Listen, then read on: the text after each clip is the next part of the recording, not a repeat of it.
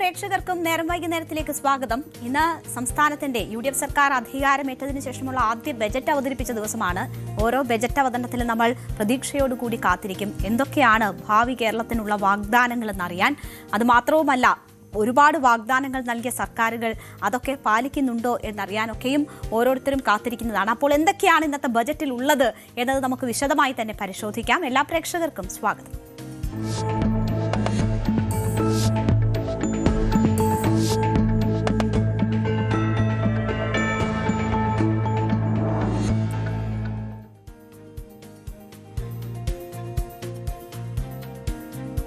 നമ്മുടെ മുഖ്യമന്ത്രി എപ്പോഴും വിസ്മയങ്ങളെക്കുറിച്ച് പറയുന്ന വ്യക്തിയാണ്. വിസ്മയം എന്ന വാക്ക് ആവർത്തിച്ചുപയോഗിക്കുന്ന വ്യക്തിയാണ്. അപ്പോൾ അദ്ദേഹം അവതരിപ്പിക്കുന്ന ആദ്യ ബജറ്റ് എങ്ങനെയാണ്? വലിയ വിസ്മയങ്ങളില്ലാത്തതും എന്നാൽ പുതുയുഗ കേരളം സൃഷ്ടിക്കാൻ ലക്ഷ്യമിട്ടുള്ള പ്രഖ്യാപനങ്ങളും അടങ്ങുന്നതാണ് മുഖ്യമന്ത്രി VD സതീശൻ അവതരിപ്പിച്ച ആദ്യ ബജറ്റ്. ആധുനിക സാങ്കേതിക വിദ്യയുടെ സാധ്യതകൾ പരമാവധി പ്രയോജനപ്പെടുത്തിക്കൊണ്ട് ആരോഗ്യ വിദ്യാഭ്യാസ മേഖലകൾ മെച്ചപ്പെടുത്തുക, കൂടുതൽ തൊഴിലവസരങ്ങൾ സൃഷ്ടിക്കുക, വയോജനങ്ങളുടെ ക്ഷേമം ഉറപ്പുവരുത്തുക, പിന്നോക്കാവസ്ഥയിലുള്ളവരെയും പാർശ്വവൽക്കരിക്കപ്പെട്ടവരെയും മുഖ്യധാരയിലേക്ക് കൊണ്ടുവരിക, ഇതാണ് ലക്ഷ്യമെന്നാണ് ആമുഖത്തിൽ VD സതീശൻ വിശദീകരിച്ചിരിക്കുന്നത്. സാമൂഹ്യ നീതിയും സാമ്പത്തിക വളർച്ചയും പരിസ്ഥിതി ഉത്തരവാദിത്തത്തോടു കൂടിയ ആധുനിക അടിസ്ഥാന സൗകര്യ വികസനവും സമന്വയിക്കുന്ന പുതുയുഗ കേരളത്തിന് പ്രതിജ്ഞാബദ്ധമാണ് എന്ന് പറയുന്ന സർക്കാർ അതിനായി ആവിഷ്കരിച്ച് നടപ്പാക്കാൻ ഉദ്ദേശിക്കുന്ന ബജറ്റിൽ പ്രഖ്യാപിച്ച 5 പ്രധാന പദ്ധതികളാണ് ആദ്യം നമ്മൾ പരിശോധിക്കുന്നത്. അതായത് ഈ സർക്കാരിന്റെ ഏറ്റവും പ്രധാനപ്പെട്ട 5 ബജറ്റുകൾ, ഇന്ന് ഈ പ്രഖ്യാപനത്തിൽ ഉണ്ടായിരുന്ന 5 ബജറ്റുകളാണ് നമ്മൾ പരിശോധിക്കാൻ പോകുന്നത്. മുഖ്യമന്ത്രി VD സതീശൻ അവതരിപ്പിച്ച ബജറ്റിൽ പുതുയുഗ കേരളം ലക്ഷ്യമിട്ട് പ്രഖ്യാപിച്ച വമ്പൻ പദ്ധതികൾ കേരളത്തിന്റെ കടൽ തീര സാധ്യതകൾ പ്രയോജനപ്പെടുത്തുന്നതാണ്. 400 കോടിയുടെ മിഷൻ സമുദ്ര പദ്ധതിയിലൂടെ തീരദേശ വികസനവും 50 കോടിയുടെ തെക്കൻ കേരള എക്കണോമിക് കോറിഡോർ പദ്ധതിയിലൂടെ തെക്കൻ ജില്ലകളുടെ സാമ്പത്തിക വളർച്ചയുമാണ് സർക്കാർ ലക്ഷ്യമിടുന്നത്. അപ്പോൾ ആ പ്രധാനപ്പെട്ട പദ്ധതികളിലേക്കാണ് ആദ്യം നമ്മൾ പോകുന്നത്. മിഷൻ സമുദ്ര പദ്ധതി അടുത്ത 5 വർഷത്തിനുള്ളിൽ കേരളത്തെ ലോകോത്തര മാരിടൈം ശക്തിയാക്കി മാറ്റുകയാണ് ഈ പദ്ധതിയിലൂടെ സർക്കാർ ലക്ഷ്യമിടുന്നത്. ഇതിന്റെ ഭാഗമായി കേരളത്തെ പ്രമുഖ തുറമുഖ നഗരമായി വികസിപ്പിക്കും. സംസ്ഥാനത്തെ 600 കിലോമീറ്റർ തീരദേശം, 2 അന്താരാഷ്ട്ര തുറമുഖങ്ങൾ, ഒരു container transshipment terminal, 17 non major തുറമുഖങ്ങൾ, മറ്റനേകം ജലസ്രോതസ്സുകൾ തുടങ്ങിയ സാധ്യതകൾ സംയോജിപ്പിച്ചുകൊണ്ടായിരിക്കും ഈ പദ്ധതി നടപ്പിലാക്കുക. കേരളത്തെ ഒരു പോർട്ട് സിറ്റിയായി വിഭാവനം ചെയ്ത് റോഡ്, സമുദ്രം, റെയിൽ, ഉൾനാടൻ ജലപാതകൾ, നിർമ്മാണ മേഖലകൾ, ഗ്രീൻഫീൽഡ് സിറ്റി എന്നിവയെല്ലാം ബന്ധിപ്പിച്ചുകൊണ്ടുള്ള മാരിടൈം സമ്പദ് വ്യവസ്ഥയിലേക്ക് കേരളത്തിലെ മാറ്റുക എന്നതാണ് ലക്ഷ്യം. വിഴിഞ്ഞം ട്രാൻസ്ഷിപ്മെന്റ് ടെർമിനലിന്റെ രാജ്യത്തിന്റെ വിവിധ ഭാഗങ്ങളുമായി ബന്ധിപ്പിക്കുന്നതിനും ഗതാഗത ബന്ധം മെച്ചപ്പെടുത്തുന്നതിനുമായി ബാലരാമപുരം, വിഴിഞ്ഞം ഭൂഗർഭ റെയിൽ, വിഴിഞ്ഞം നാവായിക്കുളം ഔട്ട് റിംഗ് റോഡ് എന്നീ പദ്ധതികൾക്കായുള്ള സ്ഥലമേറ്റെടുക്കലും നിർമ്മാണ പ്രവർത്തനങ്ങളും വേഗത്തിൽ നടപ്പിലാക്കും എന്ന് ബജറ്റിൽ പറയുന്നു. വിഴിഞ്ഞം, കൊച്ചി തുറമുഖങ്ങൾക്ക് ചുറ്റും നിർമ്മാണ മേഖലകൾ, സ്റ്റാഫിംഗ് സെന്ററുകൾ, ഡ്രൈ പോർട്ട് എന്നിവ ആരംഭിക്കും. ആഗോള ഷിപ്പിംഗ് വ്യവസായം ഹരിത ഇന്ധനങ്ങളിലേക്ക് മാറിയ അവസരം പ്രയോജനപ്പെടുത്തി ഗ്രീൻ ബങ്കറിംഗ് സേവനം നൽകുന്ന രാജ്യത്തെ ആദ്യ തുറമുഖമായി വിഴിഞ്ഞത്തെ ഉയർത്തുമെന്നതും ഒരു പ്രഖ്യാപനമാണ്. മദർഷിപ്പ് നിർമ്മാണം, അവയുടെ അറ്റകുറ്റപ്പണി എന്നിവ ലക്ഷ്യമാക്കി കപ്പൽ നിർമ്മാണ കേന്ദ്രം സ്ഥാപിക്കും. ഇതിനായി ആവശ്യമായ സ്ഥലമേറ്റെടുത്ത് അടിസ്ഥാന സൗകര്യ വികസനം ഉറപ്പാക്കുമെന്ന് സർക്കാർ പറയുന്നു. ഇത്തരത്തിലുണ്ടാകുന്ന തൊഴിലവസരങ്ങളിൽ തീരപ്രദേശത്ത് ജീവിക്കുന്ന സാധാരണക്കാർക്ക് സംവരണം നൽകുമെന്നും മുഖ്യമന്ത്രി ബജറ്റിൽ പ്രഖ്യാപിച്ചു. സമുദ്ര പാരമ്പര്യം വിളിച്ചോതുന്ന അന്താരാഷ്ട്ര മാരിടൈം മ്യൂസിയം സ്ഥാപിക്കുമെന്നും മുഖ്യമന്ത്രി പറയുന്നുണ്ട്. അപ്പോൾ നമുക്കറിയാം, മുഖ്യമന്ത്രി തന്നെയാണ് ധനവകുപ്പ് കൈകാര്യം ചെയ്യുന്നത്. അദ്ദേഹം അവതരിപ്പിച്ച ആദ്യ ബജറ്റാണ്. മുഖ്യമന്ത്രിയുടെ കൈവശമുള്ള മറ്റൊരു പ്രധാനപ്പെട്ട വകുപ്പാണ് തുറമുഖ വകുപ്പ്. അപ്പോൾ ഏറ്റവും പ്രധാനപ്പെട്ട പദ്ധതികൾ തുറമുഖവുമായി ബന്ധപ്പെട്ട് വരുന്നു. വിഴിഞ്ഞം പദ്ധതിയെ കണക്ട് ചെയ്തുകൊണ്ടുവരുന്നു. അതാണ് ഈ ബജറ്റിലെ ഏറ്റവും വലിയ പ്രഖ്യാപനങ്ങൾ. അപ്പോൾ മുഖ്യമന്ത്രി ഇന്ന് ബജറ്റ് അവതരിപ്പിച്ച് പറഞ്ഞ ആ പ്രഖ്യാപനങ്ങൾ ഒന്ന് കേൾക്കാം. മിഷൻ സമുദ്ര, കേരളത്തിന്റെ 600 കിലോമീറ്റർ തീരദേശം, 2 അന്താരാഷ്ട്ര തുറമുഖങ്ങൾ, ഒരു container transshipment terminal, 17 non major തുറമുഖങ്ങൾ, മറ്റനേകം ജലസ്രോതസ്സുകൾ തുടങ്ങിയ സാധ്യതകൾ സംയോജിപ്പിച്ച് 5 വർഷത്തിനുള്ളിൽ കേരളത്തെ ലോക മാരിടൈം ഭൂപടത്തിൽ വൻ ശക്തിയായി ഉയർത്തുന്നതിനുള്ള പദ്ധതിയായ മിഷൻ സമുദ്ര നടപ്പിലാക്കും. കേരളത്തെ ഒരു പോർട്ട് സിറ്റിയായി വിഭാവനം ചെയ്ത് റോഡ്, സമുദ്രം, റെയിൽ, ഉൾനാടൻ ജലപാതകൾ, നിർമ്മാണ മേഖലകൾ, ഗ്രീൻഫീൽഡ് സിറ്റി എന്നിവയെല്ലാം ബന്ധിപ്പിച്ചുകൊണ്ടുള്ള മാരിടൈം സമ്പദ് വ്യവസ്ഥയിലേക്ക് കേരളത്തെ മാറ്റും. വിഴിഞ്ഞം ട്രാൻസ്ഷിപ്മെന്റ് ടെർമിനലിനെ രാജ്യത്തിന്റെ വിവിധ ഭാഗങ്ങളുമായി ബന്ധിപ്പിക്കുന്നതിനും ഗതാഗത ബന്ധം മെച്ചപ്പെടുത്തുന്നതിനുമായി ബാലരാമപുരം വിഴിഞ്ഞം ഭൂഗർഭ റെയിൽ, വിഴിഞ്ഞം നാവായിക്കുളം ഔട്ടർ റിംഗ് റോഡ് എന്നീ പദ്ധതികൾക്കായുള്ള സ്ഥലമേറ്റെടുക്കലും നിർമ്മാണ പ്രവർത്തനങ്ങളും വേഗത്തിൽ നടപ്പിലാക്കും. അപ്പോൾ ഇതാണ് തുറമുഖവുമായി ബന്ധപ്പെട്ട് കേരളത്തിന്റെ തീരമേഖലകളെ പ്രയോജനപ്പെടുത്തിക്കൊണ്ടുള്ള വലിയ പ്രഖ്യാപനമാണ് ഇതിൽ ഇന്നത്തെ ബജറ്റിലെ ഏറ്റവും ഹൈലൈറ്റ് ആയിട്ടുള്ളത്. ഏറ്റവും വലിയ പ്രതീക്ഷ നൽകുന്ന പ്രഖ്യാപനങ്ങൾ ഇതാണ്. നേരത്തെ തന്നെ മുഖ്യമന്ത്രിയായി അധികാരം ഏറ്റെടുത്തപ്പോൾ മുതൽ തന്നെ അദ്ദേഹം നൽകുന്ന സൂചനകൾ അത് തന്നെയായിരുന്നു. വലിയൊരു പോർട്ട് സിറ്റിയായി കേരളത്തെ മാറ്റുക എന്നതാണ് പ്രധാന ലക്ഷ്യമെന്നത് ചൂണ്ടിക്കാട്ടിയിരുന്നു. അത് അനുസരിച്ചുള്ള പ്രഖ്യാപനങ്ങളാണ് ഉണ്ടാകുന്നത്. മറ്റൊരു പ്രധാനപ്പെട്ട പ്രഖ്യാപനമാണ് സതേൺ കേരള എക്കണോമിക് കോറിഡോർ. അപ്പോൾ എന്താണ് അതിലൂടെ ലക്ഷ്യമിടുന്നത്? തിരുവനന്തപുരം, കൊല്ലം, ആലപ്പുഴ ജില്ലകളെ തന്ത്രപരമായ ദേശീയ പ്രാധാന്യമുള്ള ഏകീകൃത സാമ്പത്തിക മേഖലയായി യോജിപ്പിക്കുന്ന പദ്ധതിയാണിത്. Southern Kerala economic corridor. അങ്ങനെ ഒരു കോറിഡോർ സൃഷ്ടിക്കുമെന്നതാണ് മുഖ്യമന്ത്രി വി ഡി സതീശൻ ഇന്നത്തെ ബജറ്റിൽ പ്രഖ്യാപിച്ചിരിക്കുന്നത്. ലോകോത്തരമായ വിഴിഞ്ഞത്തെ ആഴക്കടൽ തുറമുഖം, തീരദേശത്തെ നിർണായകമായ ധാതുസമ്പത്ത്, അപൂർവ ധാതുക്കളുടെ നിക്ഷേപങ്ങൾ, ബഹിരാകാശ സാങ്കേതിക സ്ഥാപനങ്ങൾ, സമാനതകളില്ലാത്ത സാധ്യതകളുള്ള ഒരു ബ്ലൂ എക്കണോമി എന്നിങ്ങനെ സവിശേഷ ഘടകങ്ങൾ ഒത്തുചേരുന്നതാണ് ഈ മൂന്ന് ജില്ലകളെന്ന് ബജറ്റിൽ അദ്ദേഹം ചൂണ്ടിക്കാട്ടുന്നു. പദ്ധതിയിലൂടെ തിരുവനന്തപുരം കേരളത്തിന്റെ നോളജ് ആൻഡ് സ്പേസ് ടെക്നോളജി ഹബ്ബായും, കൊല്ലം ധാതു സംസ്കരണത്തിന്റെയും അപൂർവ ധാതുക്കളുടെയും കേന്ദ്രവുമായും, ആലപ്പുഴ ഇന്ത്യയുടെ ബ്ലൂ എക്കണോമി തലസ്ഥാനമായും മാറും എന്നതാണ് അദ്ദേഹം ചൂണ്ടിക്കാട്ടുന്നത്. ഒറ്റപ്പെട്ട പദ്ധതികളിലൂടെയല്ല, സംയോജിത പ്രാദേശിക ക്ലസ്റ്ററുകളിലൂടെയാണ് ആധുനിക സാമ്പത്തിക വളർച്ച കൂടുതലായി സംഭവിക്കുന്നത്. അപ്പോൾ ലോജിസ്റ്റിക്സ്, സാങ്കേതികവിദ്യ, ഉൽപാദനം, ഗവേഷണം, പ്രകൃതി വിഭവങ്ങൾ എന്നിവയെ ഒരൊറ്റ വികസന ചട്ടക്കൂടിലേക്ക് ബന്ധിപ്പിക്കുന്നതിലൂടെ ഈ ദക്ഷിണ കേരള സാമ്പത്തിക ഇടനാഴി ശക്തമായ സമ്മിശ്ര സമ്പദ് വ്യവസ്ഥ സൃഷ്ടിക്കും എന്നതാണ് മുഖ്യമന്ത്രിയുടെ, ധനമന്ത്രിയുടെ ഇതിലുള്ള കാഴ്ചപ്പാട്. സ്വകാര്യ നിക്ഷേപം ആകർഷിക്കുകയും ഭാവിയിൽ കേരളത്തിന്റെ തന്നെ തന്ത്രപ്രധാനവും സമുദ്രബന്ധിതവുമായ വികസന മേഖലകളിൽ മുൻനിര സ്ഥാനത്ത് എത്തിക്കുന്നതിനും ഇത് സഹായകമാകും എന്നതാണ് ധനമന്ത്രി വിശദീകരിക്കുന്നത്. വിശദമായ പ്രോജക്ട് റിപ്പോർട്ട് തയ്യാറാക്കും. ഈ ആശയങ്ങൾ നടപ്പിലാക്കുന്നതിനാവശ്യമായ അടിസ്ഥാന സൗകര്യങ്ങൾ, ഭരണപരവും നയപരവുമായ ഇടപെടലുകൾ എന്നിവയെക്കുറിച്ച് പഠിക്കുന്നതിന് ഒരു വിദഗ്ധ ഏജൻസി വഴി വിശദമായ പ്രോജക്ട് റിപ്പോർട്ട് തയ്യാറാക്കുമെന്ന് പറയുന്നു. ഇതിനായി വകയിരുത്തിയിരിക്കുന്നത് 150 കോടി രൂപയാണ്. Rare earth and critical mineral കോറിഡോറിനായി കൂടി പണം നീക്കിവെച്ചിട്ടുണ്ട്. സതേൺ കേരള എക്കണോമിക് കോറിഡോറിനായി 50 കോടി. അങ്ങനെയാണ് 150 കോടി വിലയിരുത്തിയിരിക്കുന്നത്. അപ്പോൾ ഇതാണ് മറ്റൊരു സുപ്രധാനമായ പ്രഖ്യാപനം. ഇതിനെക്കുറിച്ചുള്ള കാഴ്ചപ്പാട് കൂടി കേൾക്കാം. Global job watch tower. അതിവേഗം മാറിക്കൊണ്ടിരിക്കുന്ന ആഗോള സമ്പദ് വ്യവസ്ഥയ്ക്ക് അനുസൃതമായി കേരളത്തിലെ യുവജനങ്ങളെ സജ്ജരാക്കുകയും നമ്മുടെ വിദ്യാഭ്യാസ നൈപുണ്യ വികസന സംവിധാനങ്ങൾ ഭാവിയിലെ തൊഴിലവസരങ്ങളുമായി കൂടുതൽ യോജിപ്പിക്കുകയും ചെയ്യുന്നതിനായി സർക്കാർ ഒരു ഗ്ലോബൽ ജോബ് വാച്ച് ടവർ എന്ന സംസ്ഥാനതല future skills and employment intelligence mission സ്ഥാപിക്കും. Space economy. ബഹിരാകാശ മേഖലയിലെ വർദ്ധിച്ചുവരുന്ന സ്വകാര്യ സ്റ്റാർട്ടപ്പുകൾ യുവ എഞ്ചിനീയർമാർക്ക് അപ്സ്ട്രീം സാറ്റലൈറ്റ് റോക്കറ്റ് നിർമ്മാണം മുതൽ ഡൌൺസ്ട്രീം ഡാറ്റ അനലിറ്റിക്സ് വരെയുള്ള മേഖലകളിൽ വൻ തൊഴിലവസരങ്ങളാണ് തുറന്നിടുന്നത്.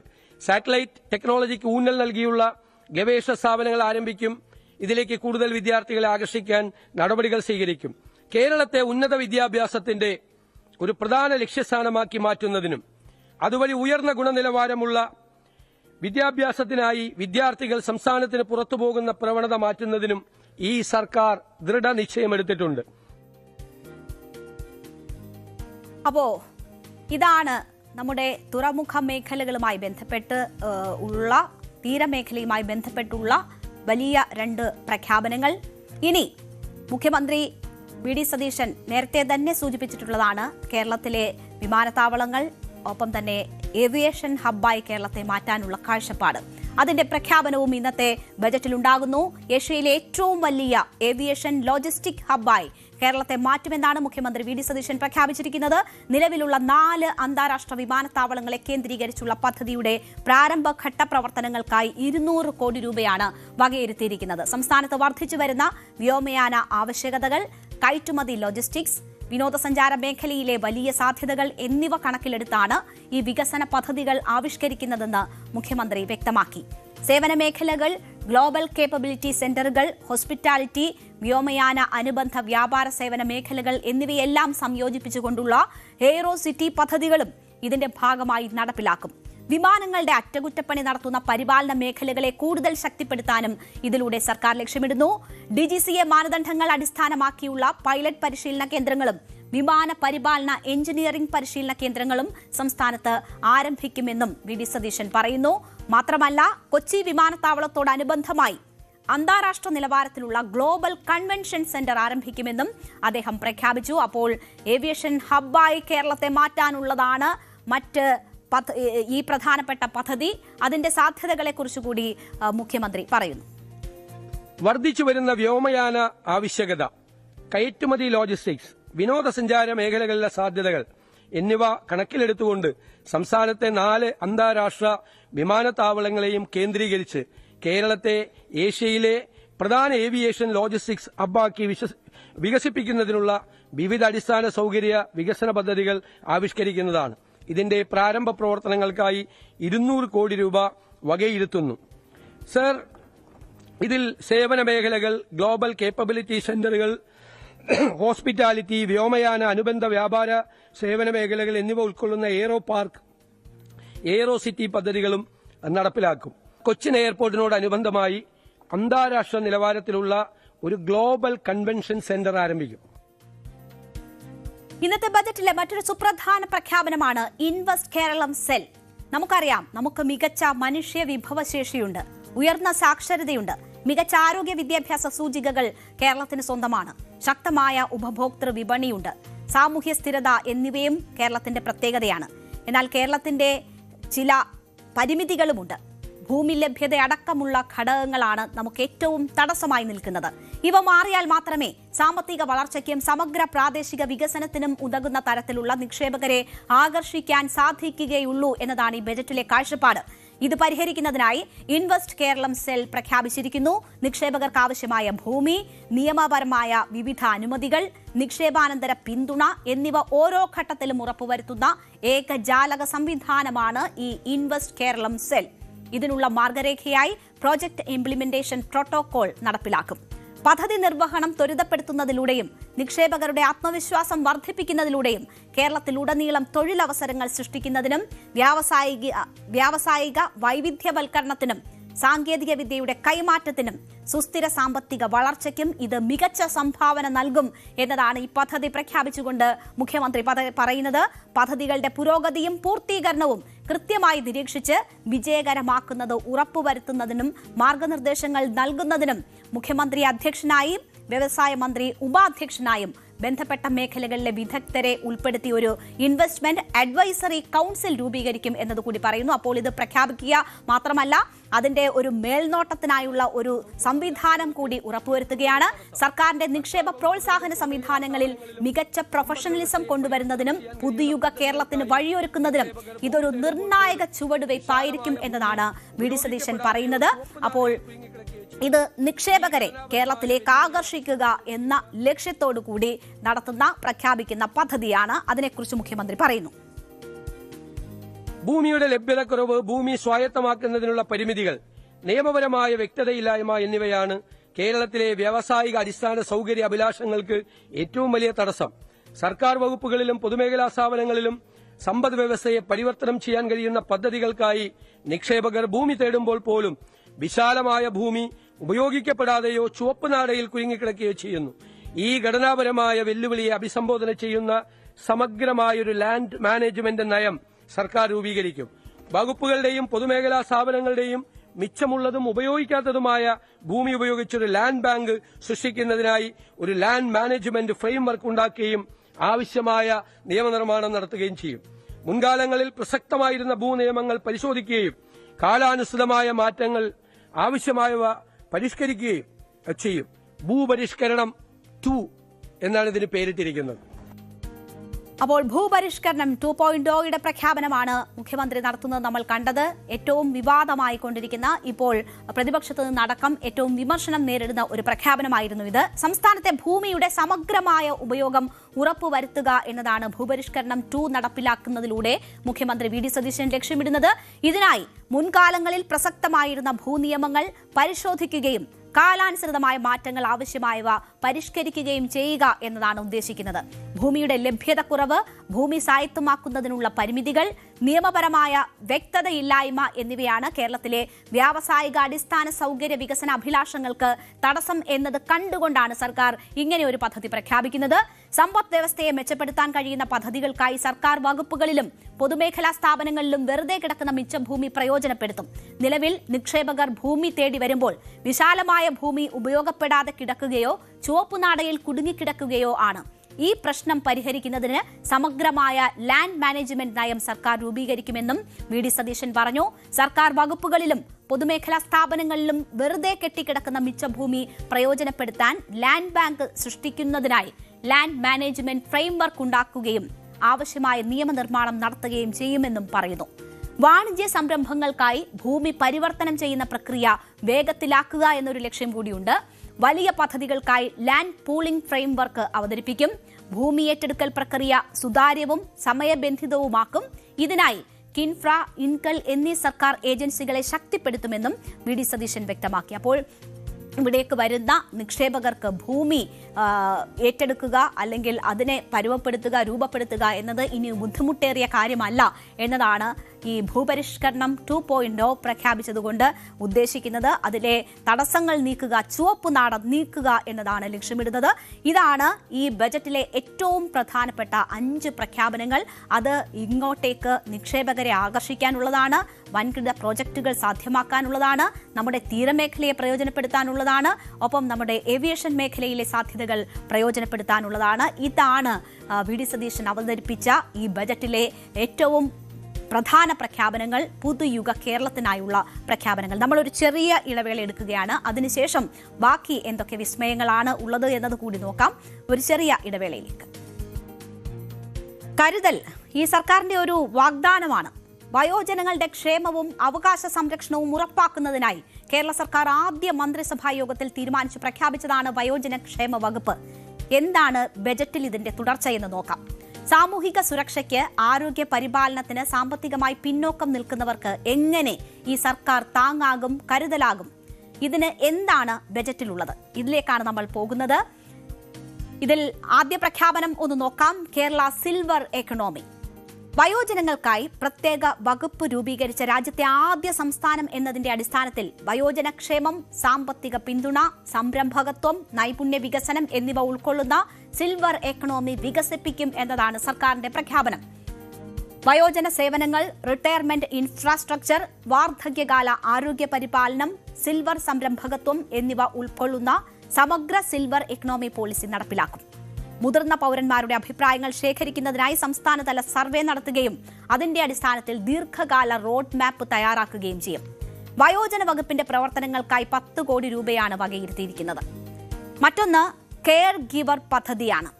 വാർദ്ധക്യ സഹജമായ ബുദ്ധിമുട്ടുകൾ, വൈകല്യങ്ങൾ, ദീർഘകാല രോഗങ്ങൾ എന്നിവ നേരിടുന്നവരെ പരിചരിക്കുന്നതിനായി സർക്കാർ സ്വകാര്യ നഴ്സിംഗ് കോളേജുകളിലും തെരഞ്ഞെടുത്ത ആശുപത്രികളിലും അന്താരാഷ്ട്ര നിലവാരമുള്ള 6 മാസത്തെ കെയർ ഗിവർ സർട്ടിഫിക്കറ്റ് കോഴ്സുകൾ ആരംഭിക്കും. ഇതിലൂടെ ആവശ്യക്കാർക്ക് മികച്ച പരിചരണവും യുവാക്കൾക്ക് തൊഴിലവസരവും ലഭ്യമാകും. മുതിർന്ന പൌരന്മാരെ സജീവരാക്കുന്നതിനായി വയോജന പാർക്കുകൾ, പകൽ വീടുകൾ, ഫിറ്റ്നസ് സെന്ററുകൾ എന്നിവയും ഒരുക്കും എന്നതാണ് പ്രഖ്യാപനം. വയോജനങ്ങൾക്ക് വേണ്ടി ആദ്യമായി വയോജന വകുപ്പ് രൂപീകരിച്ച ഇന്ത്യയിലെ ആദ്യത്തെ സംസ്ഥാനമാണ് കേരളം. ഇതിനെ അടിസ്ഥാനമാക്കി സർക്കാർ നയരേഖകൾ രൂപീകരിച്ചുകൊണ്ടും ആവശ്യമായ സ്ഥാപനങ്ങൾ, വ്യയശേഷി നേടാനുതകുന്ന സാമ്പത്തിക സഹായം, സംരംഭകത്വം, വയോജനങ്ങളുടെ വൈദഗ്ധ്യം എന്നിവ ഉൾപ്പെടുന്ന സിൽവർ ഇക്കോണമി വികസിപ്പിക്കും. സർ, വയോജന വകുപ്പിന്റെ പ്രവർത്തനങ്ങൾക്കായി 10 കോടി രൂപ വകയിരുത്തുന്നു. സിൽവർ ഇക്കണോമിയിൽ നിന്ന് വൺ കേരള കരുതൽ മിഷനിലേക്കാണ് നമ്മൾ പോകുന്നത്. സാമ്പത്തിക ബുദ്ധിമുട്ടുകൾ കാരണം ഗുരുതര രോഗങ്ങൾക്ക് ചികിത്സയോ കുട്ടികൾക്കാവശ്യമായ വിദ്യാഭ്യാസമോ ലഭ്യമാക്കാൻ കഴിയാത്ത അർഹരായ ഗുണഭോക്താക്കൾക്ക് സഹായം നേരിട്ടെത്തിക്കുന്നതിനായി വൺ കേരള കരുതൽ മിഷൻ ആരംഭിക്കും എന്നതാണ് സർക്കാരിന്റെ പ്രഖ്യാപനം. സർക്കാർ ഇതര സംഘടനകൾ, CRS ഫണ്ടുകൾ, സ്ഥാപനങ്ങൾ, വ്യക്തികൾ എന്നിവരിൽ നിന്ന് ലഭിക്കുന്ന സംഭാവനകൾ സുതാര്യമായി അർഹരിലേക്ക് എത്തിക്കുന്ന ഡിജിറ്റൽ പ്ലാറ്റ്ഫോമായിട്ടായിരിക്കും ഇതിന്റെ പ്രവർത്തനം എന്നതാണ് ഈ ബജറ്റിൽ പ്രഖ്യാപിച്ചിരിക്കുന്നത്. സംഭാവനകൾ പൂർണ്ണമായും കാരുണ്യ പ്രവർത്തനങ്ങൾക്കായി വിനിയോഗിക്കുമെന്നും അതിനു വേണ്ടി വരുന്ന ഭരണ ചെലവ് സർക്കാർ തന്നെ വഹിക്കുമെന്നും ഉറപ്പാക്കും എന്നതുകൂടി പ്രഖ്യാപിക്കുന്നു. ഡിജിറ്റൽ പരിശോധന, സുതാര്യമായ ഗുണഭോക്തൃ തിരിച്ചറിയൽ, തത്സമയ പൊതുവിവര വെളിപ്പെടുത്തൽ സംവിധാനങ്ങൾ എന്നിവയിലൂടെ ഇതിന്റെ വിശ്വാസ്യത ഉറപ്പാക്കും എന്നതാണ് പ്രഖ്യാപിച്ചിരിക്കുന്നത്. പദ്ധതിക്കായി 1 കോടി രൂപയാണ് വകയിരുത്തുന്നത്. അതിൽ സർക്കാരിന് നഷ്ടമില്ല. അത് ഈ സേവനത്തിന് സന്നദ്ധരായിട്ടുള്ള ആളുകളിൽ നിന്നായിരിക്കും ഇതിന്റെ ഫണ്ട് കണ്ടെത്തുക. അത് സുതാര്യമായി അർഹരിലേക്ക് എത്തുന്നു എന്ന് ഉറപ്പാക്കുന്നു എന്നതാണ് സർക്കാരിന്റെ ഉത്തരവാദിത്തം. അത് നിർവഹിക്കും എന്നതാണ് വി.ഡി. സതീശൻ പ്രഖ്യാപിച്ചിരിക്കുന്നത്. വൺ കേരള കരുതൽ മിഷൻ മാരക രോഗങ്ങൾക്ക് മെച്ചപ്പെട്ട ചികിത്സ ലഭ്യമാക്കാൻ സാധിക്കാത്തതും കുട്ടികൾക്ക് ആവശ്യമായ വിദ്യാഭ്യാസം ലഭ്യമാക്കുന്നതിന് കഴിയാത്ത തരത്തിൽ സാമ്പത്തിക പരാധീനത അനുഭവിക്കുന്നതുമായ ഒരു വിഭാഗം ഇന്നും കേരളത്തിലുണ്ട്. ഇത്തരത്തിൽ ബുദ്ധിമുട്ട് അനുഭവിക്കുന്ന അർഹരായ ഗുണഭോക്താക്കൾക്ക് സഹായം നേരിട്ടെത്തിക്കുന്നതിനുള്ള ഒരു സാങ്കേതിക വിദ്യാധിഷ്ഠിത പ്ലാറ്റ്ഫോമായി വൺ കേരള കരുതൽ മിഷൻ സ്ഥാപിക്കും. സർക്കാരിതര സംഘടന മറ്റൊരു പ്രഖ്യാപനം ഇന്ദിരാ ഗ്യാരണ്ടിയിൽ പ്രഖ്യാപിച്ചതാണ് സർക്കാർ. അതുപോലെ സംസ്ഥാനത്തെ ആരോഗ്യ ഇൻഷുറൻസിൽ വമ്പൻ മാറ്റങ്ങൾക്ക് തുടക്കമിടാൻ സർക്കാർ ഈ ബജറ്റിൽ നടപടികൾ സ്വീകരിച്ചിരിക്കുകയാണ്. അതിന് ഉമ്മൻചാണ്ടി സൗജന്യ ആരോഗ്യ ഇൻഷുറൻസ് പദ്ധതി പ്രഖ്യാപിച്ചിരിക്കുന്നു. ആ പദ്ധതി വഴി സംസ്ഥാനത്തെ എല്ലാ കുടുംബങ്ങൾക്കും 25 ലക്ഷം രൂപയുടെ കവറേജ് ആണ് പ്രഖ്യാപിച്ചിട്ടുള്ളത്. എന്നാൽ പദ്ധതിയുടെ പ്രാരംഭ ചെലവുകൾക്കായി 10 കോടി രൂപ ഈ ബജറ്റിൽ വകയിരുത്തിയിരിക്കുന്നു. പ്രാരംഭ ചെലവുകൾ മാത്രമാണ്, അത് പ്രഖ്യാപിക്കുന്നു, ആ പദ്ധതിക്ക് തുടക്കം കുറിക്കുന്നു എന്നതാണ് ഇതിന്റെ ഏറ്റവും പോസിറ്റീവായിട്ടുള്ള കാര്യം. ഈ തുക കുറവാണെന്ന വിമർശനങ്ങളുണ്ട്. പ്രാരംഭ നടപടികൾക്ക് അനുവദിച്ച തുക എന്നതാണ് ഇതിലെ സർക്കാർ വാദം. എന്തായാലും 10 കോടി രൂപ ഉമ്മൻചാണ്ടിയുടെ പേരിൽ പ്രഖ്യാപിച്ചിട്ടുള്ള ഈ ഗ്യാരണ്ടി ഉറപ്പാക്കുന്നതിന് വേണ്ടി നൽകിയിരിക്കുകയാണ്. 25 ലക്ഷം രൂപയുടെ കവറേജാണ് അതിൽ ലഭിക്കുക. ഇത്രയും വലിയ തുകയുടെ ഇൻഷുറൻസ് ആവശ്യമുണ്ടോ എന്ന തരത്തിലൊക്കെയുള്ള വിമർശനങ്ങൾ ഈ പദ്ധതിയുമായി ബന്ധപ്പെട്ടൊക്കെയുണ്ട്. ഇതിന്റെ നടത്തിപ്പ് എങ്ങനെ സാധ്യമാകും? നമുക്കറിയാം സർക്കാർ തുടങ്ങിയ മെഡിസപ്പിന്റെ ഭാവി എന്താണ് എന്നത് നമുക്ക് മുന്നിലുള്ളതാണ്. അപ്പോൾ ഇത് എത്ര കാര്യക്ഷമമായി നടത്താൻ പറ്റും എന്നതൊക്കെ വലിയ ആശങ്കയും ചർച്ചയുമായിട്ടൊക്കെ ഒരു ഭാഗത്തുള്ളപ്പോഴാണ് സർക്കാർ ഈ ബജറ്റിൽ ഈ പദ്ധതിയുടെ തുടക്കം കുറിക്കുന്നത്. പ്രാരംഭ പ്രവർത്തനങ്ങൾക്കായി 10 കോടി രൂപയാണ് സർക്കാർ നീക്കിവെച്ചിരിക്കുന്നത്. അപ്പോൾ അതിനെക്കുറിച്ച് മുഖ്യമന്ത്രി പറയുന്നത് ചികിത്സാ ചെലവുകൾ പല കുടുംബങ്ങളിലും വൻ സാമ്പത്തിക ബാധ്യതയാണ് സൃഷ്ടിക്കുന്നത്.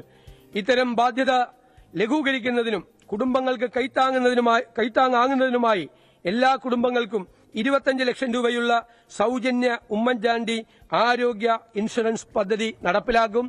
ഇത് ഇന്ദിരാ ഗ്യാരണ്ടിയുടെ ഭാഗമാണ്. ഇതിന്റെ പ്രാരംഭ ചെലവുകൾക്കായി 10 കോടി രൂപ വകയിരുത്തുന്നു.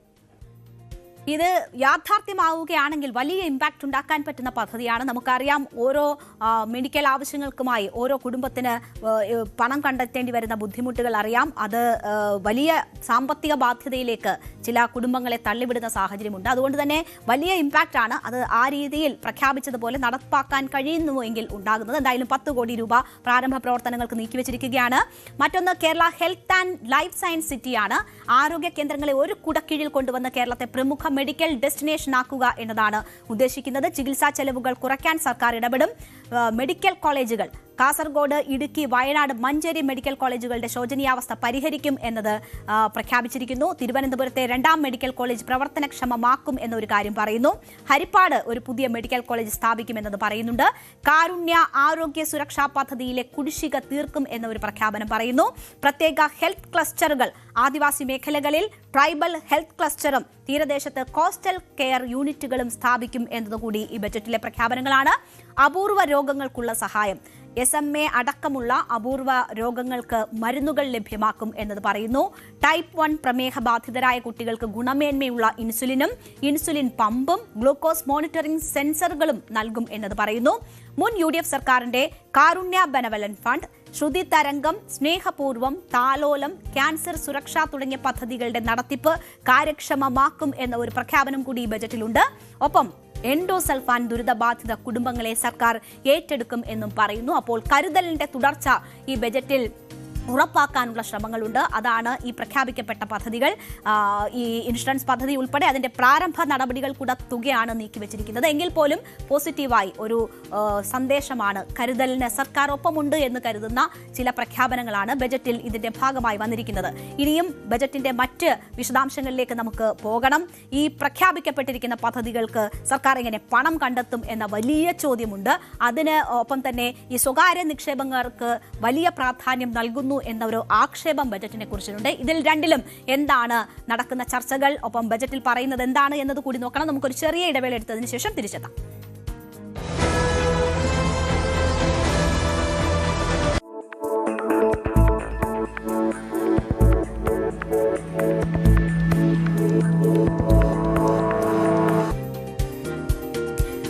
അപ്പോൾ ബജറ്റിനെ നോക്കിയാൽ ജനപ്രിയ പദ്ധതികൾ ഉണ്ട്.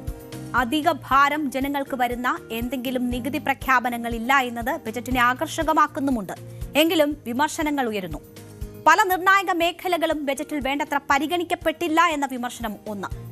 അതിൽ പ്രധാനം തൊഴിലില്ലായ്മ പരിഹരിക്കുന്നതിന് പ്രത്യേക പദ്ധതികൾ ഇല്ല എന്നതാണ്. കേരളത്തിന്റെ യഥാർത്ഥ സാമ്പത്തിക സ്ഥിതി എന്ന നിലയിൽ ധവളപത്രം അവതരിപ്പിച്ചതാണ് സർക്കാർ. ആ സർക്കാർ പുതിയ പദ്ധതികൾക്ക് പണം എങ്ങനെ കണ്ടെത്തും എന്നതും പ്രധാനപ്പെട്ട ചോദ്യമാണ്. അതിനുള്ള നിർദ്ദേശങ്ങൾ ബജറ്റിലില്ല എന്നതാണ് ഉയരുന്ന വിമർശനം. കേരളത്തിന്റെ യഥാർത്ഥ സാമ്പത്തിക അടിത്തറയെക്കുറിച്ച് ചർച്ചകൾക്ക് വഴി തുറക്കുന്നതാണ് പുതിയ ബജറ്റ് പ്രഖ്യാപനങ്ങൾ. വികസനത്തിനും ക്ഷേമത്തിനുമായി വൻ തുകകൾ വകയിരുത്തുമ്പോൾ ഈ പദ്ധതികൾക്ക് ആവശ്യമായ ഭീമമായ തുക എങ്ങനെ കണ്ടെത്തും എന്നതാണ് എല്ലാവരും ഉയർത്തുന്ന പ്രധാന ചോദ്യം. സംസ്ഥാനത്തിന്റെ നിലവിലെ സാമ്പത്തിക പ്രതിസന്ധിക്കിടയിൽ ബജറ്റ് പ്രായോഗികമായി നടപ്പിലാക്കാനാകുമോ എന്നതാണ് ആശങ്ക. ആ ആശങ്കയാണ് ഇപ്പോൾ ശക്തമായി ഉയരുന്നത്. ആദ്യ നോട്ടത്തിൽ വികസനോന്മുഖം എന്ന് തോന്നിക്കുന്ന ബജറ്റിൽ പ്രഖ്യാപിച്ച പദ്ധതികളെല്ലാം യാഥാർത്ഥ്യമാക്കാൻ സർക്കാരിന് വലിയ വെല്ലുവിളികൾ തന്നെ നേരിടേണ്ടി വരും. നികുതി പിരിവ് കാര്യക്ഷമമാക്കാനും ടാക്സ് ഇന്റലിജൻസ് സംവിധാനം ഒരുക്കാനുമുള്ള സർക്കാർ തീരുമാനം ഗുണം ചെയ്യുമോ എന്നത് കാത്തിരുന്ന് കാണേണ്ടതാണ്. കടക്കിണിക്ക് മേൽ പടുത്തുയർത്തിയ മോഹന വാഗ്ദാനങ്ങളുടെ ബജറ്റ് എന്നാണ് BJP ഇതിനെ വിമർശിക്കുന്നത്. വലിയ പ്രഖ്യാപനങ്ങൾ കൊണ്ട് സമ്പന്നമാണ് VD സതീശൻ സർക്കാരിന്റെ ആദ്യ ബജറ്റ്. എന്നാൽ ഇതെല്ലാം നടപ്പിലാക്കാൻ ആവശ്യമായ പണം എങ്ങനെ കണ്ടെത്തും എന്നതിനെക്കുറിച്ച് യാതൊരു വ്യക്തതയും ഈ ബജറ്റിലില്ല എന്ന് രാജീവ് ചന്ദ്രശേഖർ കുറ്റപ്പെടുത്തുന്നു. ഇപ്പോൾ തന്നെ 5.07 ലക്ഷം കോടി രൂപയുടെ ഭീമമായ കടത്തിൽ മുങ്ങി നിൽക്കുകയാണ് കേരളം. ഒരിക്കലും നടപ്പിലാകാത്ത വാഗ്ദാനങ്ങൾ മാത്രം നൽകി ജനങ്ങളെ വഞ്ചിക്കുകയാണ്. ബജറ്റിലെ ഓരോ വാഗ്ദാനത്തിന്റെയും പുരോഗതി തങ്ങൾ സൂക്ഷ്മമായി വിലയിരുത്തുകയും ഓരോ പ്രഖ്യാപനങ്ങളെയും കുറിച്ചും സർക്കാരിനെ കൊണ്ട് മറുപടി പറയിപ്പിക്കുകയും ചെയ്യും എന്നതാണ് രാജീവ് ചന്ദ്രശേഖർ പറയുന്നത്. ഇതാണ് കേരളത്തിലെ ജനങ്ങൾക്ക് തങ്ങൾ നൽകുന്ന ഉറപ്പെന്ന് BJP പറയുമ്പോൾ സർക്കാരിന്റെ മുന്നിൽ വെല്ലുവിളികൾ ഏറെയാണ്. നമുക്കറിയാം, കേന്ദ്രത്തിൽ നിന്ന് കിട്ടേണ്ട പല ഫണ്ടുകളും കേന്ദ്രം പല സമ്മർദ്ദ തന്ത്രങ്ങൾ ഉപയോഗിച്ച് തടഞ്ഞുവെക്കുന്ന ഒരു സാഹചര്യമാണ്.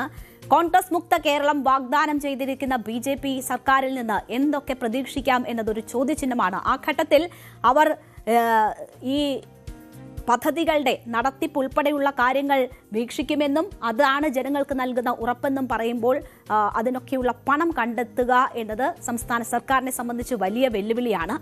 മറ്റ് ഒരു വിമർശനം പരിഗണിക്കാതെ പോകുന്ന നിർണായക മേഖലകളെക്കുറിച്ചുള്ളതാണ്.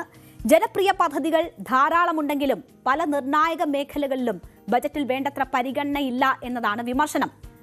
പൊതുജനങ്ങളുടെ ദൈനംദിന ജീവിതത്തെ ബാധിക്കുന്ന ഏറ്റവും വലിയ പ്രശ്നം ഇപ്പോൾ നേരിട്ടുകൊണ്ടിരിക്കുന്നത് വിലക്കയറ്റമാണ്. ആ വിലക്കയറ്റം നിയന്ത്രിക്കാനുള്ള വ്യക്തമായ ഇടപെടലുകൾ ബജറ്റിൽ കാണാത്തത് സാധാരണക്കാരെ നിരാശരാക്കുന്നുണ്ട്. പെട്രോൾ വില ഉയർന്നു നിൽക്കുമ്പോൾ സെസ് ഇളവ് ചെയ്യുന്നതുൾപ്പെടെ എന്തെങ്കിലും തരത്തിലുള്ള നീക്കം സർക്കാരിന്റെ ഭാഗത്തു നിന്നും ഉണ്ടാകുമോ എന്ന് പ്രതീക്ഷിച്ചിരുന്നു. ഇല്ല എന്നതിന്റെ സൂചനകൾ നേരത്തെ തന്നെ നൽകിയിരുന്നതാണ്. അപ്പോൾ അങ്ങനെ നിരാശ ഉളവാക്കുന്നതാണ്. വിലക്കയറ്റം നിയന്ത്രിക്കുന്നതിനുള്ള യാതൊരു ഇടപെടലും ബജറ്റിലില്ല. കൂടുതൽ ശ്രദ്ധ ചെലുത്തേണ്ടിയിരുന്ന മേഖലകളിലെ വീഴ്ചയാണ് മറ്റൊരു പ്രധാന പോരായ്മ. നേരത്തെ സൂചിപ്പിച്ചതുപോലെ തന്നെ തൊഴിലില്ലായ്മ പരിഹരിക്കാനുള്ള കർമ്മ പദ്ധതികൾ ഇല്ല.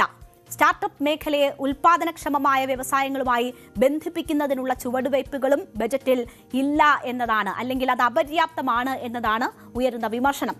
സംസ്ഥാനത്തിന്റെ വലിയ ബാധ്യതയായ വായ്പാ തിരിച്ചടവിനെ കുറിച്ചോ കടം കുറയ്ക്കുന്നതിനുള്ള ദീർഘകാല അടിസ്ഥാനത്തിലുള്ള മാർഗങ്ങളെക്കുറിച്ചോ വ്യക്തമായ രൂപരേഖയില്ല.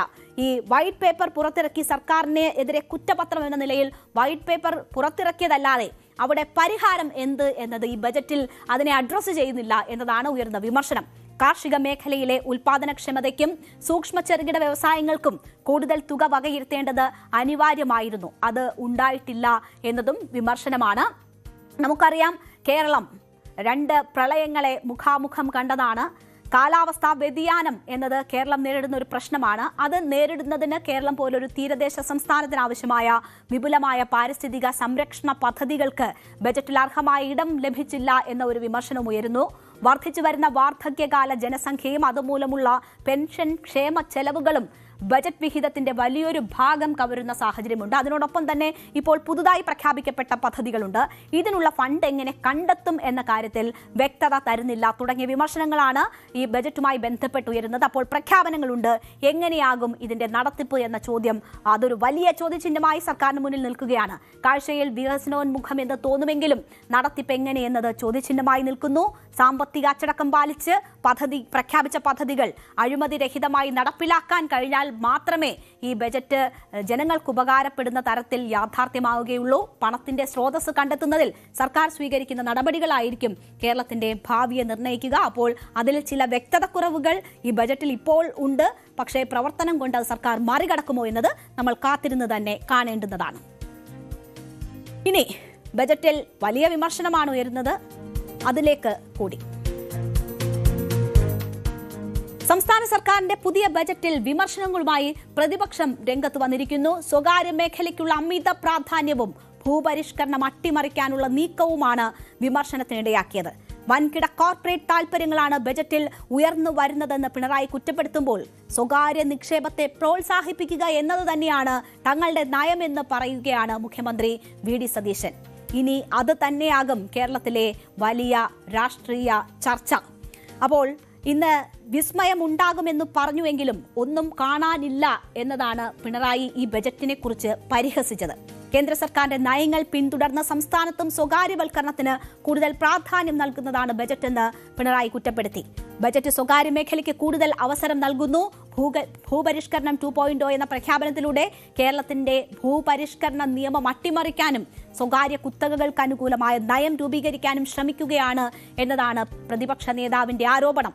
ആരോഗ്യ മേഖലയിലും സ്വകാര്യവൽക്കരണം പ്രോത്സാഹിപ്പിക്കുന്ന ബജറ്റ് സർക്കാർ ആശുപത്രികളുടെ ശാക്തീകരണത്തെക്കുറിച്ച് മൗനം പാലിക്കുന്നുവെന്നും പിണറായി പറഞ്ഞു. കാർഷിക മേഖലയെയും പരമ്പരാഗത വ്യവസായങ്ങളെയും പൂർണ്ണമായും അവഗണിച്ചുവെന്നും പ്രതിപക്ഷ നേതാവ് കുറ്റപ്പെടുത്തി. റബ്ബർ, കശുവണ്ടി, നെല്ല് തുടങ്ങിയ കാർഷിക മേഖലകൾക്ക് ആശ്വാസ നടപടികൾ ഇല്ല എന്നതാണ് പറയുന്നത്. മുൻ സർക്കാർ നടപ്പിലാക്കിയ ക്ഷേമ വികസന പദ്ധതികളിൽ നിന്ന് പിന്നോട്ട് പോകുന്ന സമീപനമാണ് ബജറ്റിലുള്ളതെന്നും പിണറായി കുറ്റപ്പെടുത്തുന്നു. കഴിഞ്ഞ മാർച്ച് മാസത്തിൽ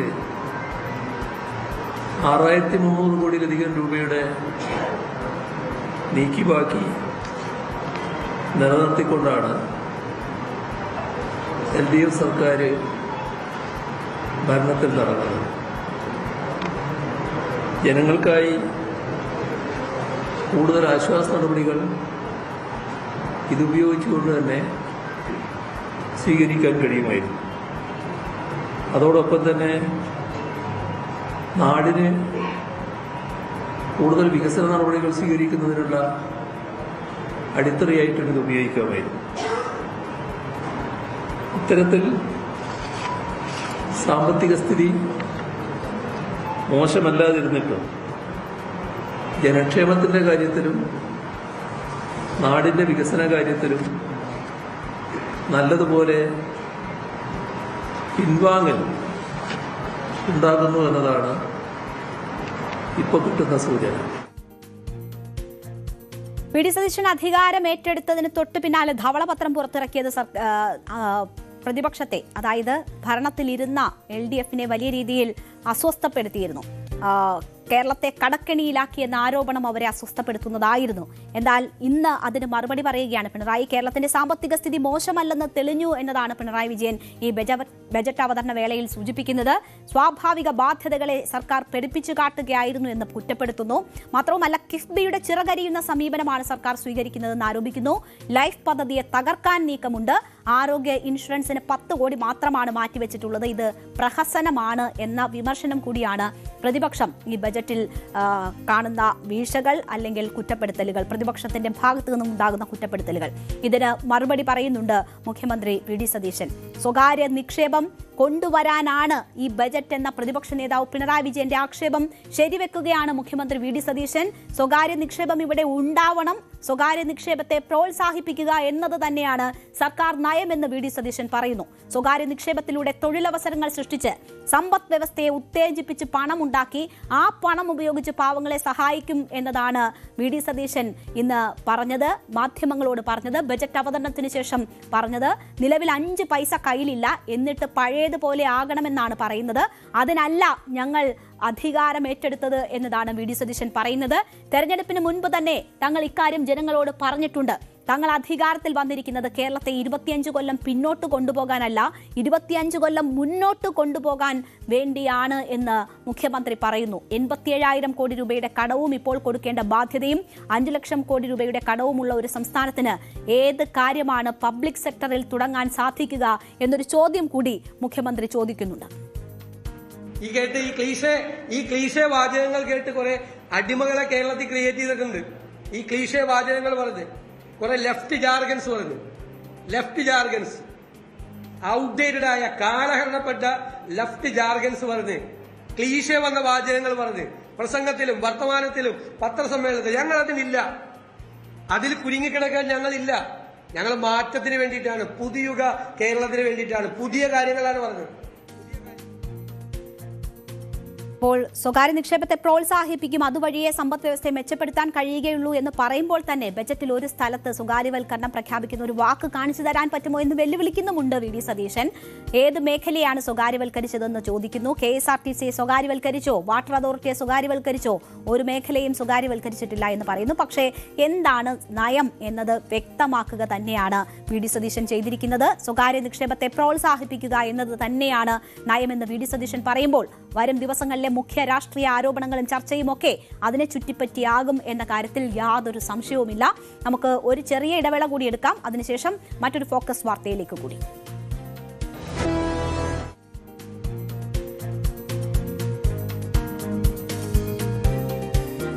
എക്സാലോജിക് CMRL മാസപ്പടി കേസിൽ പിണറായി വിജയന്റെ മകൾ വീണ ടിയുടെ ലോക്കറിൽ ഇന്ന് പരിശോധന നടന്നു. ED ഒട്ടും പിന്നോട്ടില്ല എന്നതിന്റെ സൂചനകളാണ് കേസിൽ വന്നുകൊണ്ടിരിക്കുന്നത്. തിരുവനന്തപുരത്തെ HDFC ബാങ്കിലായിരുന്നു ഇന്ന് പരിശോധന.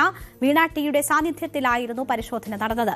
കേസുമായി ബന്ധപ്പെട്ട് വീണ വിജയനെ ED ചോദ്യം ചെയ്തിരുന്നു. ലോക്കർ വിവരങ്ങൾ പരിശോധിച്ച ശേഷം വീണ്ടും ചോദ്യം ചെയ്യും എന്ന വിവരങ്ങളാണ് വരുന്നത്. ഈ കേസിൽ വീണ ടിയുടെ ബാങ്ക് ലോക്കർ തുറന്നുള്ള പരിശോധനയാണ് ഇന്ന് നടന്നത്. HDFC ബാങ്കിൽ, ആയുർവേദ കോളേജ് ജംഗ്ഷനിലുള്ള HDFC ബാങ്കിന്റെ ലോക്കറാണ് ED ഉദ്യോഗസ്ഥർ തുറന്ന് പരിശോധിച്ചത്. ED സംഘം MG റോഡിലുള്ള HDFC ബാങ്കിലെത്തി, ഒപ്പം വീണയും എത്തി. വലിയ സുരക്ഷയായിരുന്നു ബാങ്കിന് പുറത്ത് ഏർപ്പെടുത്തിയിരുന്നത്. രാവിലെ 10 മണിയോടെ തന്നെ ED സംഘം ബാങ്കിലേക്ക് എത്തിയിരുന്നു. വീണ ടിയുടെ മരവിപ്പിച്ച അക്കൗണ്ടിന്റെ പരിശോധനയാണ് ഇവിടെ നടന്നത്. ഏകദേശം 3 മണിക്കൂറോളം നീണ്ട വിശദമായ പരിശോധനയ്ക്ക് ശേഷമാണ് ഉദ്യോഗസ്ഥർ അവിടെ നിന്ന് മടങ്ങിയത്. കേന്ദ്രസേനയായ CRPFന്റെ കനത്ത സുരക്ഷയിലായിരുന്നു ED ഉദ്യോഗസ്ഥർ ബാങ്കിലെത്തിയത്. വീണയെ വിളിച്ചു വരുത്തി. വീണയുടെ സാന്നിധ്യത്തിൽ തന്നെയായിരുന്നു ഈ പരിശോധന. ഏതെങ്കിലും രേഖകൾ ഈ ലോക്കറിൽ സൂക്ഷിച്ചിട്ടുണ്ടോ, മറ്റ് സാമ്പത്തിക ഇടപാടുകൾ സംബന്ധിച്ചുള്ള എന്തെങ്കിലും രേഖകളുണ്ടോ, ഒപ്പം ഏതെങ്കിലും തരത്തിലുള്ള സ്വത്തുവകകൾ, അതായത് സ്വർണമോ മറ്റോ ഒക്കെ ഈ ലോക്കറിലുണ്ടോ, അനധികൃത സ്വത്ത് സമ്പാദനം ഉണ്ടോ, അതിന്റെ ഏതെങ്കിലും തെളിവുകളുണ്ടോ എന്നൊക്കെ ഉള്ള ഒരു പരിശോധനയാണ് ED ഇവിടെ നടത്തിയത്. എന്തായാലും 3 മണിക്കൂറോളം നീണ്ട പരിശോധനയാണ് HDFC ബാങ്കിൽ നടന്നത്. വീണയ്ക്ക് അക്കൗണ്ടുള്ള ധനലക്ഷ്മി ബാങ്കുണ്ട്. ധനലക്ഷ്മി ബാങ്കിലും പരിശോധനകൾ ഉണ്ടാകും എന്നതിന്റെ സൂചനകൾ കൂടി വരുന്നുണ്ട്. CMRL എക്സാലോജിക് സാമ്പത്തിക ഇടപാട് കേസുമായി ബന്ധപ്പെട്ട് വീണയുടെ ബാങ്ക് ലോക്കറിൽ ED നടത്തിയ പരിശോധന, ഈ ബജറ്റ് ദിവസമായിരുന്നു ഈ പരിശോധന നടന്നത്. അപ്പോൾ അതിനുശേഷം ബജറ്റ് അവതരണത്തിന് ശേഷം ബജറ്റിനെ കുറിച്ചുള്ള പ്രതികരണത്തിനായി പ്രതിപക്ഷ നേതാവ് പിണറായി വിജയൻ വരുമ്പോൾ അദ്ദേഹത്തോട് ഇതിനെക്കുറിച്ച് മാധ്യമപ്രവർത്തകർ ചോദിച്ചു. അന്വേഷണം നേരത്തെ നടക്കുന്നതല്ലേ എന്നതാണ് അദ്ദേഹം പറഞ്ഞത്.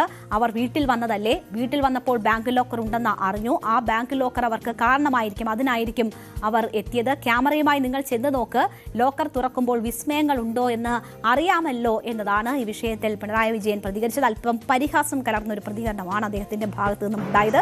അന്വേഷണം നേരത്തെ നടക്കുന്നതല്ലേ, അവർ വീട്ടിൽ വന്നിട്ടില്ലേ, അവർ വീട്ടിൽ വന്നതല്ലേ, അല്ല അവർ വീട്ടിൽ വന്നതല്ലേ. ആ വീട്ടിൽ വന്നപ്പോൾ അവിടെ ഒരു ബാങ്ക് ലോക്കർ ഉണ്ട്. ബാങ്ക് ലോക്കർ അവർക്ക് കാണണമായിരിക്കും. നിങ്ങൾ ക്യാമറയും കൂടി ചെന്ന് നോക്കി എന്തെങ്കിലും കിട്ടുമെന്നുള്ളത്. ലോക്കർ തുറക്കുമ്പോൾ മഹാകാര്യങ്ങൾ ഉണ്ടോ എന്ന് നോക്കാലോ വേണമെങ്കിൽ. വിസ്മയം ഉണ്ടോ നോക്കാലോ.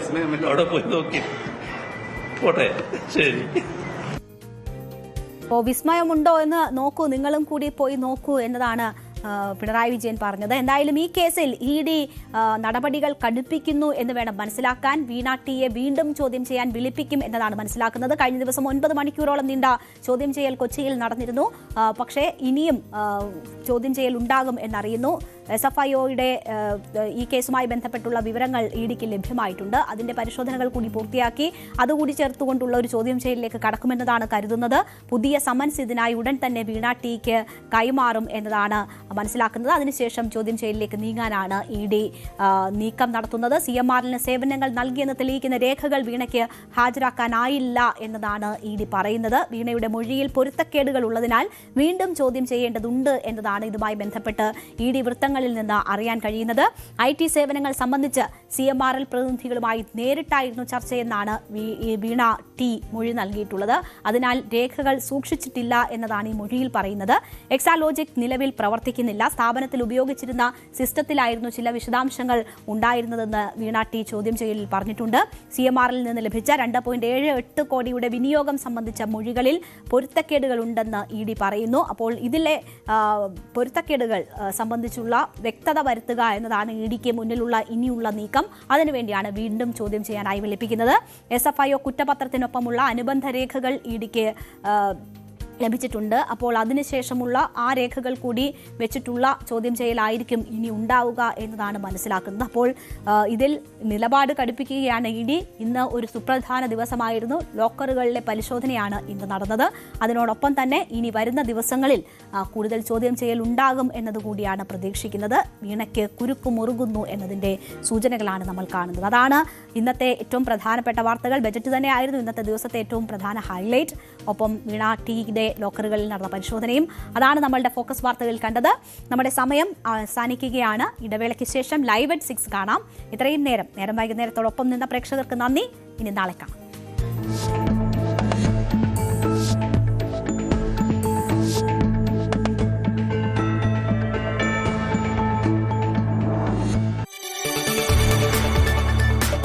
കൂടുതൽ വാർത്തകൾക്ക് News 18 Keralam YouTube channel subscribe ചെയ്യുക.